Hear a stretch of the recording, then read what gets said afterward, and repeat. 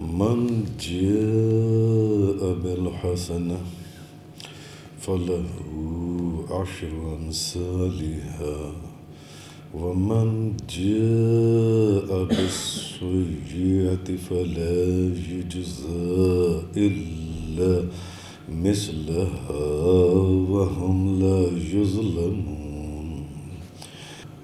یہ آیہ کریمہ میں نے آپ کے سامنے تلاوت کی. من جاء بالحسنہ،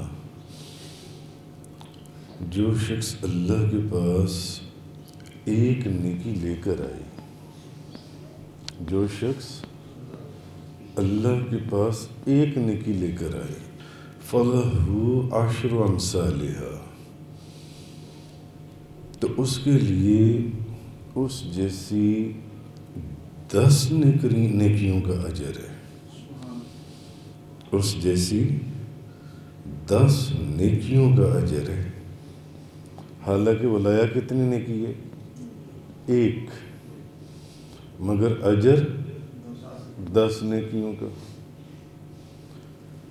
حالانکہ دنیاوی اصولوں کے مطابق تو ایک نیکی کا اجر بھی ایک ہی ہونا چاہیے، 2 کا 2 ہونا چاہیے، 3 کا 3 ہونا چاہیے، مگر ایک نیکی کا اجر آگے. آپ دنیا میں کسی کو اگر 1 درہم دیں تو آگے سے آپ کو 1 درہم کی چیزیں ملتی ہے، یا 10 روپے دیں تو 10 روپے کی چیزیں ملتی ہے، یا 100 روپے کی اگلا دے دیتا ہے. آپ سے 10 روپے لے اور آپ کو 100 روپے کی چیز دے دے. نہیں، ایسا نہیں ہوتا. مگر یہ وہ خالق کی کائنات ہے جس نے ساری کائنات کو تخلیق کیا، جس کے خزانوں میں کسی چیز کی کوئی کمی نہیں ہے. تو وہ اپنی عظیم کتاب کے اندر یہ فرما رہا ہے کہ من جاء بالحسنہ فلہ 10 أمثالها، جو شخص اللہ کے پاس ایک نیکی لے کر آئے تو اس کے لیے اس جیسی 10 نیکیوں کا اجر ہے. لے کر آپ ایک گئے مگر وہ دے اس کے عوض میں کتنا رہا؟ 10. مگر دنیا میں ایسا نہیں ہوتا. آپ اگر 1 روپیہ لے کے جائیں تو 1 روپے کی چیز ملتی ہے، 10 روپے کی چیز نہیں ملتی جو ان سے ہے. اور آگے فرمایا وَمَنْ جَاءَ بِالسَّيِّئَةِ فَلَا يُجْزَىٰ إِلَّا مِثْلَهَا، اور جو شخص ایک برائی لے کر آئے گا، ایک برائی لے کر آئے گا، تو پھر ہونا چاہیے تھا کہ اس کو 10 برائیوں کا اجر ملے گا. اب یہاں پر بھی اگر دنیاوی اصولوں کو دیکھا جائے، گو کہ دنیاوی اصولوں کی اللہ کے ساتھ کوئی نسبت ہی نہیں ہے. تو اگر وہ بندہ اگلا کہتا ہے کہ یار اگر ایک نیکی کا 10 گنا ہے تو پھر ایک برائی کا بھی 10 گنا ہی ہونا چاہیے. مگر بات پھر وہی ہے کہ یہ وہ خالق کی کائنات ہے جس نے اس کائنات کو تخلیق کیا، اس کے خزانوں میں کسی چیز کی کوئی کمی نہیں. نعرہ تکبیر، نعرہ رسالت. تو جو شخص ایک نیکی لے کر آئے گا اس کو اس جیسی 10 نیکیوں کا اجر ہوگا، اور جو شخص ایک برائی لے کر آئے گا اس کو صرف ایک برائی کی سزا ملے گی، بس صرف ایک سزا کی. وَهُمْ لَا يُظْلَمُونَ، ان پر ظلم نہیں کیا جائے گا، اور ان پر ظلم نہیں کیا جائے گا. تو اصل چیز جو ان سی ہے، جیسے کہ قرآن کریم میں ایک جگہ اور اس کے انعامات، اس کی رحمت وہ چھائی ہوئی ہے اپنی مخلوق کے اوپر. وَهُوَ الَّذِي جَعَلَكُمْ خَلَائِفَ الْأَرْضِ، اور وہی ہے جس نے تمہیں بنایا زمین میں، تمہیں اپنا خلیفہ.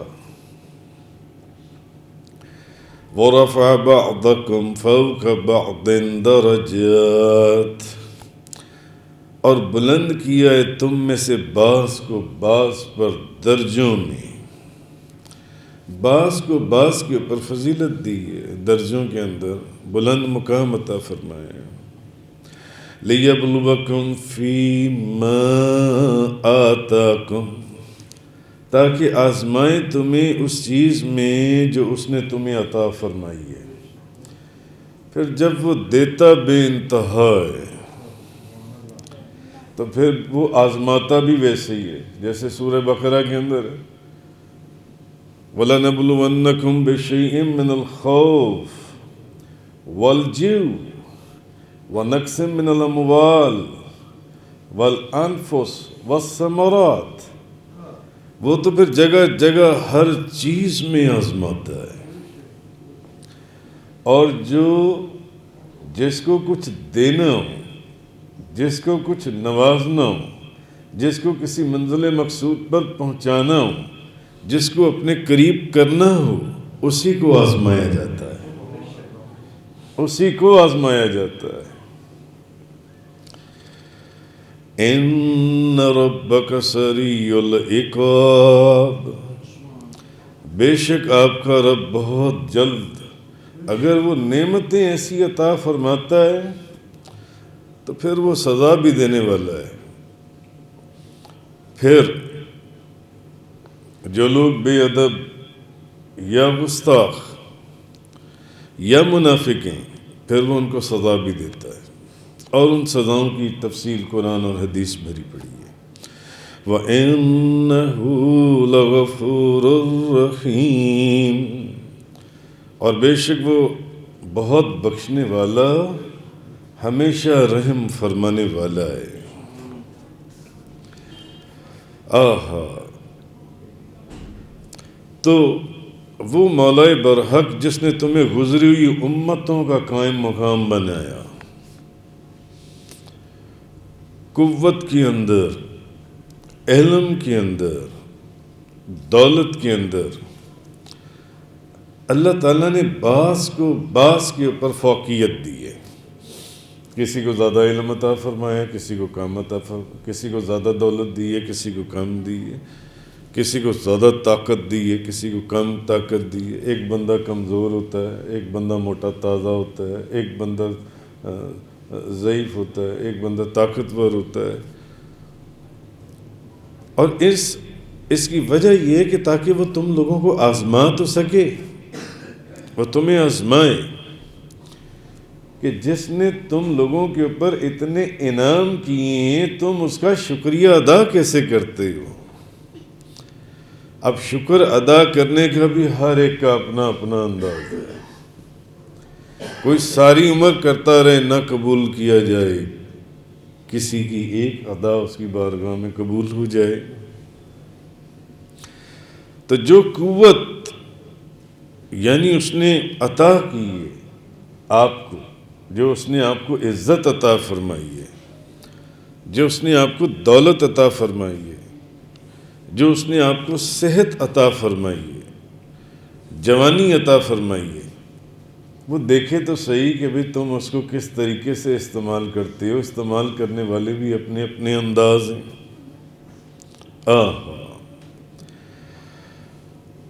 مگر وہ ہر چیز پر قادر ہے۔ اللہم مالک الملک، وہ تو چاہے توتی الملک من تشاء، توتی الملک من تشاء وتنزع الملک ممن تشاء، جس کو چاہے بادشاہی دے دے، جس سے چاہے بادشاہی چھین لے۔ ساری طاقت قدرت اس کے ہاتھ میں، چاہے تو آنکھ جھپکنے سے پہلے تمہیں عذاب میں مبتلا کر دے، چاہے تو، مگر اس کی رحمت اور اس کی مغفرت بے انداز ہے۔ اس کی رحمت اور اس کی مغفرت، اس کے باوجود کہ وہ ہر چیز پر قدرت رکھتا ہے۔ اور میں نے پیچھے بھی عرض کیا تھا کہ وہ اپنی ملک میں جس چیز کو جیسے چاہے خرچ کرے، کوئی اس کے اوپر اعتراض نہیں کر سکتا قرآن کی آیات سے۔ تو اگر اس کا کہنے کا مقصد یہ ہے کہ بے انتہا اے انسان، اگر تو نافرمانی کی دلدل میں گیری گیا ہے اور سرکشی کے اوپر تو تل ہی گیا ہے کہ اب تو سرکش بھی ہو گیا اور نافرمان بھی ہو گیا ہے اور بے ادب بھی ہو گیا اور گستاخ بھی ہو گیا ہے، تو پشیمان پریشان کیوں ہوتا ہے؟ اس کی بارگاہ میں سر جھکاتے ہوئے حاضر ہو جا۔ بھئی اس کے خزانوں میں کوئی کمی نہیں ہے، وہ تیری ساری عمر کے گناہ معاف کر دے گا، ساری عمر کے گناہ، مگر دل کے اخلاص اور سچائی کے ساتھ تو اس کی بارگاہ میں حاضر ہو جا، وہ تجھے اپنی رحمت سے مالا مال کر دے گا، وہ تجھے اپنی رحمت سے مالا مال کر دے گا۔ اصل میں اب یہ جو آیا کریمہ کہ اس کی تو پھر رحمت یہ ہے، بتانے کا مقصد یہ تھا کہ اس کی تو رحمت کا عالم یہ ہے کہ من جاء بالحسنہ فلہ عشر امثالہا، جو شخص ایک نیکی لے کر آتا ہے اور تم 1 روپیہ لے کے جاؤ، تمہیں 1 روپے کی چیز ملنی چاہیے، مگر تم اس کی بارگاہ میں 1 نیکی لے کے جاتے ہو، تمہیں 1 کے بدلے میں 10 عطا کرتا ہے، اور بعض جگہوں پر ہے کہ 70 عطا کرتا ہے، اور بعض جگہوں پر ہے واللہ یضاعف لمن یشاء، بے حساب عطا کرتا ہے۔ وہاں 70 والا معاملہ ہی نہیں ہے، 10 والا معاملہ ہی نہیں ہے، 700 گنا والا معاملہ ہی، بے حساب۔ اب بے حساب اس کی بارگاہ میں کیا اس کی مقدار کوئی تعین کر سکتا ہے؟ نہیں۔ اگر تو سرکشی پر تول ہی گیا ہے، تو بے ادب گستاخ نافرمان ہو ہی گیا ہے، تو ابھی بھی وقت ہے۔ میری رحمت جو ہے وہ تجھے 1 کے بدلے میں 10 عطا کرنے والی ہے، یہ میری رحمت ہے۔ وَمَنْ جَاءَ بِالسَّيِّئَةِ فَلَا يُجْزَىٰ إِلَّا مِثْلَهَا، اور دیکھ میری رحمت کو، مگر اگر کوئی 1 گناہ لے کر آئے تو پھر 1 گناہ کا ہی اس کو سزا دیتا ہوں، 1 گناہ کی سزا دیتا ہوں نا، تو پھر یہ چاہیے تھا نا کہ اگر گناہ 1 لا رہا ہے تو سزا بھی 10 گنا ہوگی۔ کیوں؟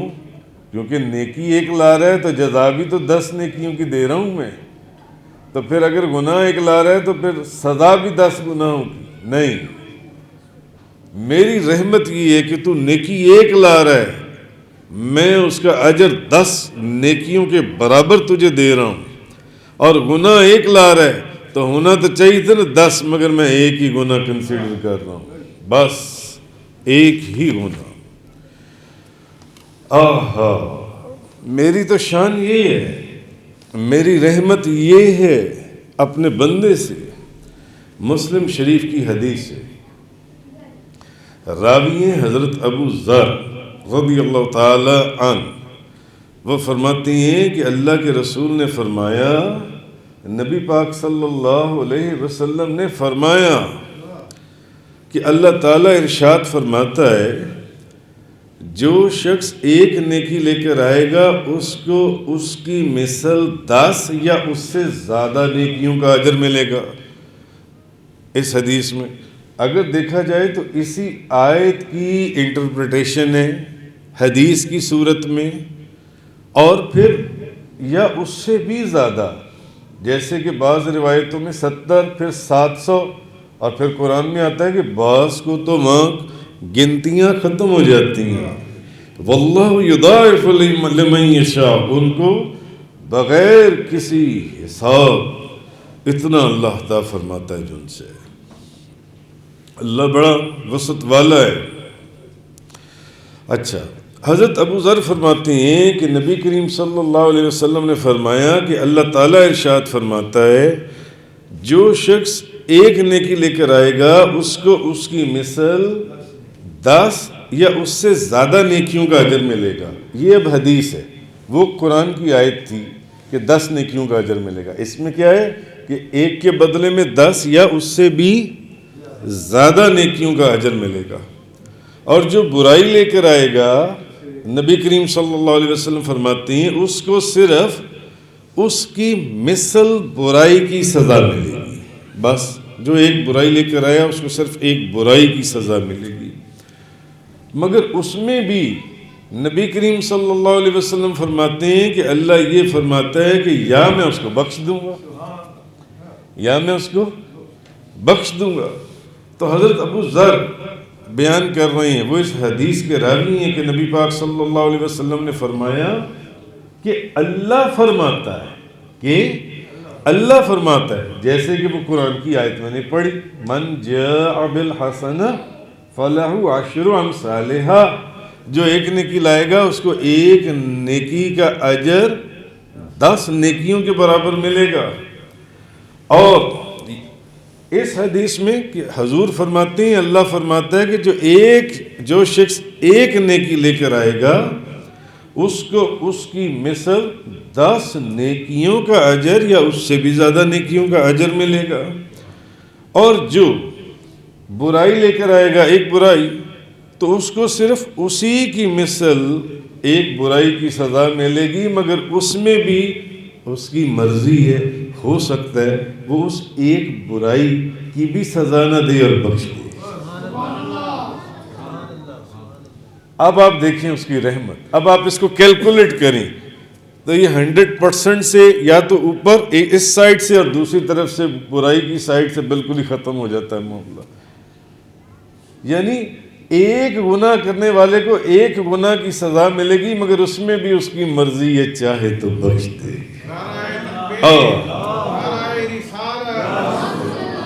اور دوسری طرف اس کا عدل اور عدل کے ضمن میں سخاوت، تو ایک کے بدلے میں 10، چاہے تو 70، چاہے تو 700، چاہے تو بے حساب.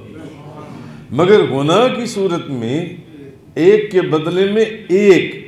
اور نبی کریم صلی اللہ علیہ وسلم فرماتے ہیں یا وہ بھی اس کی مرضی ہے کہ وہ ایک بھی جو اس نے گناہ کیا ہے وہ شاید اس کو بھی بخش دے. اب یہ اس کی مرضی ہے جو ان سے. اچھا، اسی حدیث کے آگے الفاظ ہیں. یہ تو ایک اس حدیث کا ایک پرسپیکٹو ہوا. دوسرا، اور جو ایک بالشت میرے قریب ہوتا ہے میں اس کے ایک ہاتھ قریب ہوتا ہوں، اور جو میرے ایک ہاتھ قریب ہوتا ہے میں 4 ہاتھ اس کے قریب ہوتا ہوں. یعنی جو بندہ ایک بالشت میرے قریب ہو میں ایک ہاتھ اس کے قریب ہوتا ہوں، اور جو ایک ہاتھ میرے قریب ہو میں 4 ہاتھ اس کے قریب ہوتا ہوں.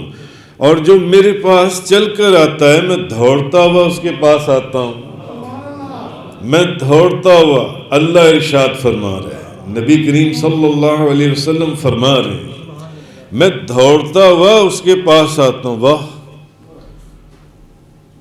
تو اللہ تو دوڑنے سے پاک ہے نا، مگر وہ پھر معاملہ دوسرے اس میں چلا جائے گا. اس کی تفسیر کچھ اور ہے. خیر، سمجھا کہ میں اس کی طرف دوڑتا ہوں، میں اس کے قریب آتا ہوں. جو چل کر میری طرف آ رہا ہوتا ہے میں دوڑتا ہوا اس کی طرف جا رہا ہوتا ہوں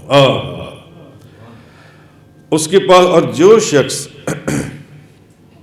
اب نبی کریم صلی اللہ علیہ وسلم اس حدیث کا جو آخری سینٹنس، جو آخری کلمہ ارشاد فرما رہی ہیں کہ جو شخص روئے زمین کے برابر گناہ لے کر میرے پاس آئے، جو بندہ روئے زمین کے گناہ لے کر میرے پاس آئے اور میرے ساتھ کسی کو شریک نہ کیا ہو. اللہ فرماتا ہے جو روئے زمین کے گناہ لے کر میرے پاس آئے مگر اس نے میرے ساتھ کسی کو شریک نہ کیا ہو، میں اتنی ہی مغفرت کے ساتھ اس سے ملاقات کروں گا. کتنی؟ یعنی روئے زمین کے جتنے وہ گناہ لے کر آ رہے ہیں نا، جتنے گناہ، بس صرف ایک اس نے میرے ساتھ کسی اور کو شریک نہ کیا ہو، کسی اور کو عبادت کے اندر خدا نہ بنایا ہو، تو میں اسی حجم کے ساتھ، یعنی اتنی ہی مغفرت کے ساتھ میں اس سے ملاقات کروں گا، میں اس سے ملاقات کروں گا۔ تو یہ اللہ کی شان ہے، یہ اللہ کا فضل اور کرم اور احسان ہے۔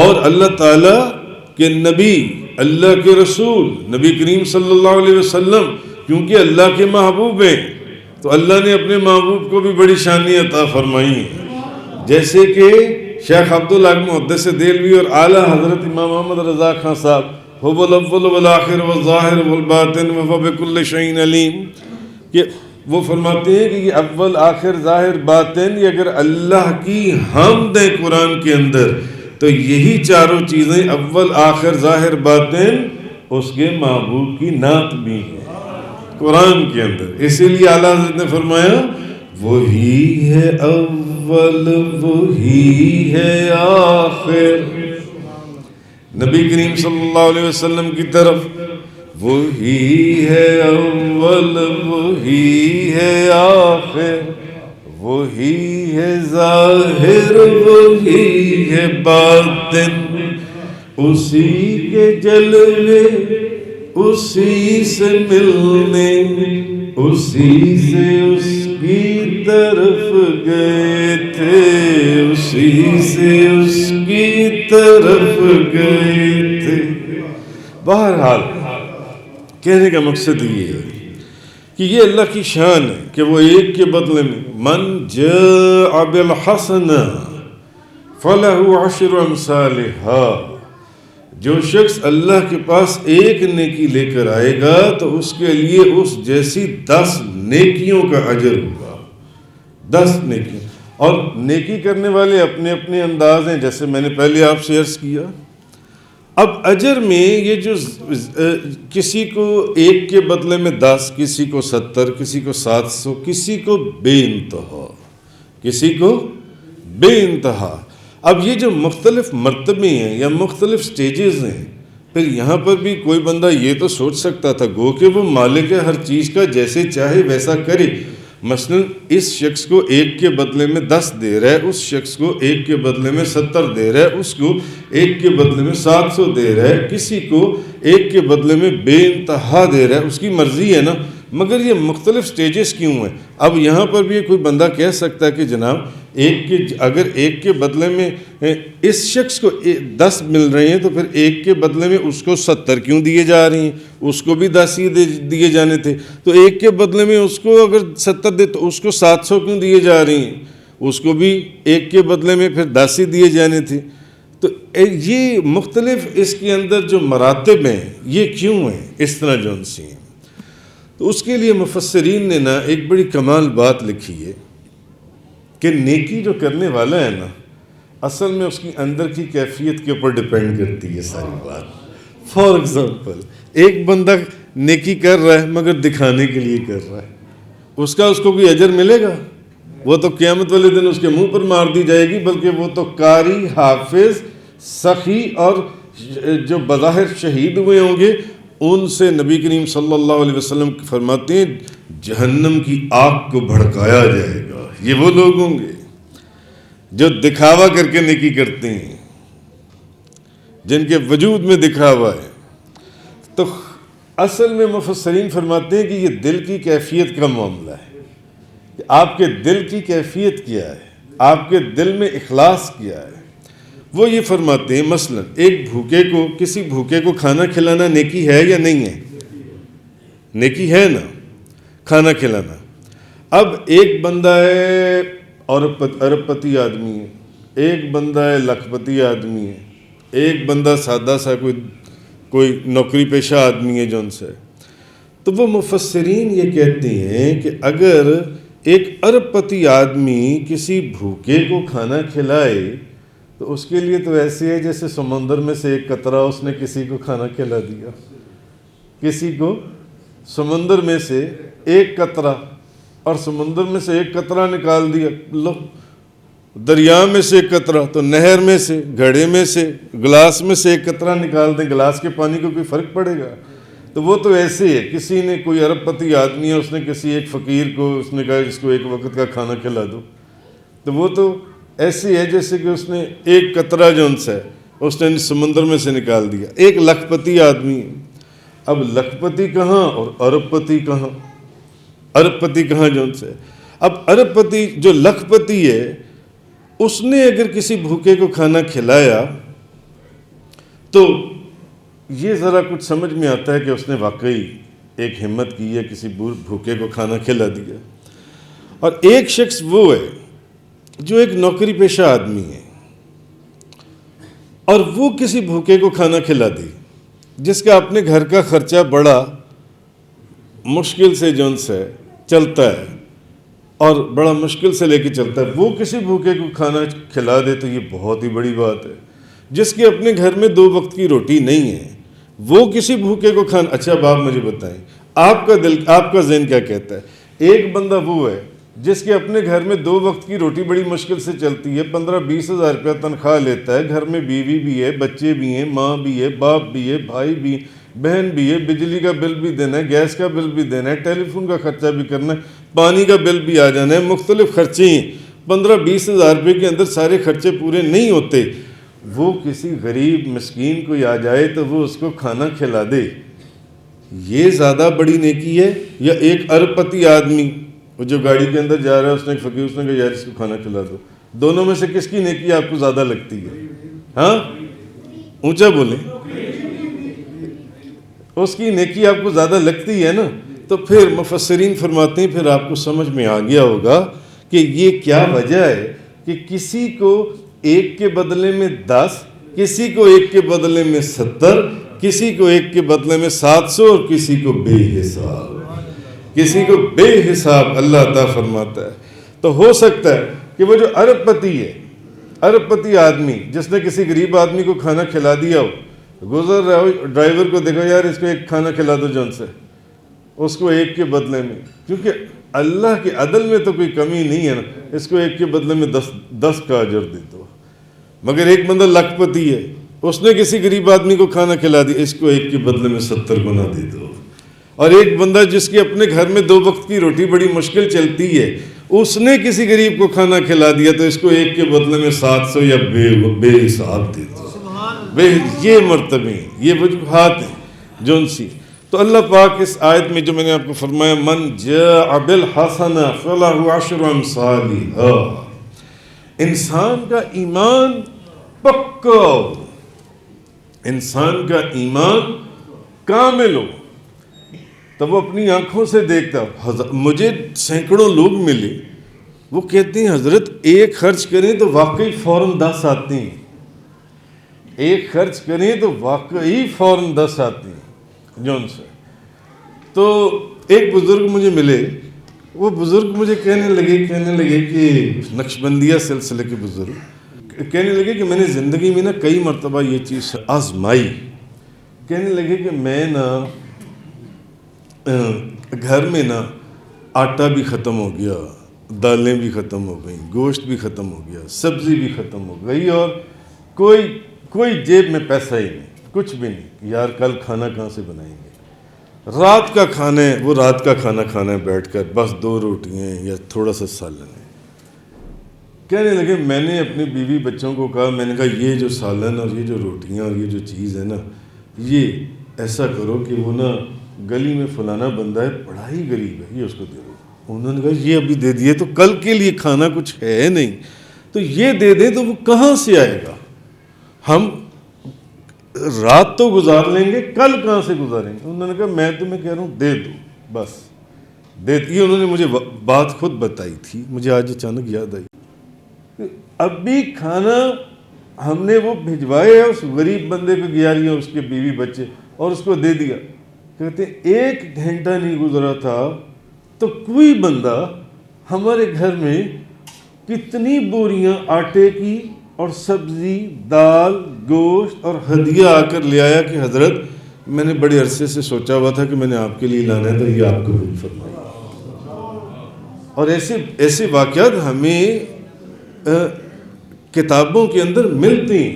حضرت علی کرم اللہ تعالیٰ وجہ الکریم کا میں نے آپ کو پہلے واقعہ سنا ہے, بی بی رابعہ بصری کا واقعہ سنا ہے. حضرت علی کرم اللہ تعالیٰ وجہ الکریم کے گھر میں کھانا پکانے کے لیے کوئی چیز نہیں, ایک چادر لی, کہ اس چادر کو بیچتا ہوں، اس چادر کو 6 درہم میں بیچا، 6 درہم میں بیچا، بیچ کر 6 درہم سوچا کہیں سے اناج لے لیتا ہوں، گھر کے لیے کھانے پینے کی چیزیں لے لیتا ہوں۔ ابھی وہ جا ہی رہے تھے تو ایک فقیر ملا، اللہ کے نام پر مجھے کچھ دے دو۔ حضرت علی نے 6 کے 6 درہم اس کو دے دیے، 6 کے 6 درہم اس کو دے دیے۔ یہ توکل اللہ کی کون سی منزل ہے، کون سا مرتبہ اور کون سا مقام ہے؟ 6 درہم ہم ہوتے تو سوچتے کہ یار ابل تو دینے ہی نہیں ہے، پہلے گھر میں کھانا نہیں ہے، چادر بیچ کر کھانا لے کر آ رہا ہوں، یہ کون سی نیکی ہے کہ اب میں اس فقیر کو کچھ دے دوں؟ اور یا پھر دوسری سٹیج یہ تھی کہ اچھا چلو دینا ہے تو اس کو بیچ میں سے 4 آنے 50 پیسے دے دو، آدھا روپیہ دے دو، باقی دینے کی کیا ضرورت ہے، جو آدھا درہم دے دو باقی۔ حضرت علی کرم اللہ اس نے کہا میرے بچے بھوکے ہیں، میں صائم اللہ کے نام پر کچھ دے دوں، 6 کے 6 درہم دے دیے۔ اب سوچا اب کیا کریں، اب گھر آ رہے ہیں تو ایک بندہ ملا، اس کے پاس ایک ناکا اونٹنی، اس نے کہا اے علی یہ ناکا خریدو گے؟ حضرت علی کرم اللہ وجہ، اور پیسے پھر کبھی دے دینا۔ انہوں نے کہا میری تو جیب میں پیسے نہیں ہیں، پیسے پھر کبھی دے دینا، 100 درہم میں بیچوں گا۔ انہوں نے کہا ہاں میں خریدتا ہوں، 100 درہم میں خرید لی۔ آگے چلے تو ایک اور بندہ ملا، علی بڑی خوبصورت ناکا لے کے جا رہی ہے اونٹنی، کیا یہ بیچو گے؟ ابھی بیچتے ہو تو 160 درہم دیتا ہوں۔ انہوں نے کہا یہ لو۔ انہوں نے 100 درہم کی خریدی تھی، 160 درہم کی لے لی۔ ابھی چلے آگے تو وہی بندہ دوبارہ نظر آیا جس سے وہ خریدی تھی۔ انہوں نے کہا یہ لوگ اپنا 100 درہم واپس لے لو، جو انہوں نے ناکا کے پیسے دینے تھے، تو باقی کتنے بچ گئے؟ 60۔ انہوں نے اس فقیر کو کتنے دیے تھے؟ 6، تو ایک کے بدلے میں کتنے ہو گئے؟ 10۔ من جاء بالحسنہ فلہ عشر امثالہا، جو ایک نیکی لائے تو اس جیسی 10 نیکی۔ اور بی بی رابعہ بصری آپ خود اکیلی اور آپ کی خادمہ، آدھی روٹی آپ کھاتی تھی، آدھی روٹی وہ کھاتی تھی، 1 روٹی ہوتی تھی روز کی۔ گھر میں اکٹھے 10 مہمان آ گئے، جب 10 مہمان آ گئے اور صرف 1 روٹی گھر میں، تو خادمہ کو کہا کہ یہ 1 روٹی باہر کسی فقیر کو دے آؤ۔ اس نے کہا یہ کیا کہ میں تمہیں کہہ رہی ہوں کہ کسی فقیر کو دے دو۔ بی بی رابعہ بصری وہ 1 روٹی انہوں نے جا کے کسی فقیر کو دے دی۔ تھوڑی دیر کے بعد دروازہ کھٹکھٹا، پوچھا کون ہے؟ فرمایا میں آپ کے لیے کچھ لنگر لے کر آیا ہوں۔ پوچھو کتنی روٹیاں ہیں؟ کہا 2 روٹیاں۔ فرمایا کہ ہمارا نہیں ہے، کسی اور کو دے دو۔ تھوڑی دیر کے بعد پھر دروازہ کھٹکھٹا، پوچھا آپ پوچھو آپ کون ہیں؟ آپ کے لیے کہیں سے آیا ہوں، کوئی لنگر لے کر آیا ہوں۔ کتنا ہے؟ 5 روٹیاں۔ یہ بھی ہمارا نہیں ہے، کسی اور کو دے دو۔ تھوڑی دیر کے بعد پھر دروازہ کھٹکھٹا اور مہمان بیٹھے ہوئے ہیں 10۔ پوچھا اب کون ہے؟ فرمایا آپ کے لیے کہیں سے لنگر لے کر آئے ہوں۔ کتنا ہے؟ 11 روٹیاں۔ وہ 10 روٹیاں یعنی اللہ تعالیٰ نے 1 کے بدلے میں 10 بھی دے دی، اور جو انہوں نے 1 دی تھی اس کی خدمت میں وہ بھی واپس لوٹا دی۔ وہ 1 روٹی 10 مہمانوں کے اندر، اور خود وہی 1 روٹی جو آدھی وہ خود کھاتی تھی اور آدھی ان کی خادمہ کھاتی تھی۔ میں نے الحمدللہ مصر کے اندر بی بی رابعہ بصری کے مزار پر بھی حاضری دی ہے۔ من جاء بالحسنہ فلہ عشر امثالہا، جو شخص اللہ کے پاس 1 نیکی لے کر آئے گا تو اس کے لیے اس جیسی 10 نیکیوں کا اجر ہے۔ وآخر الدعوانا ان الحمدللہ۔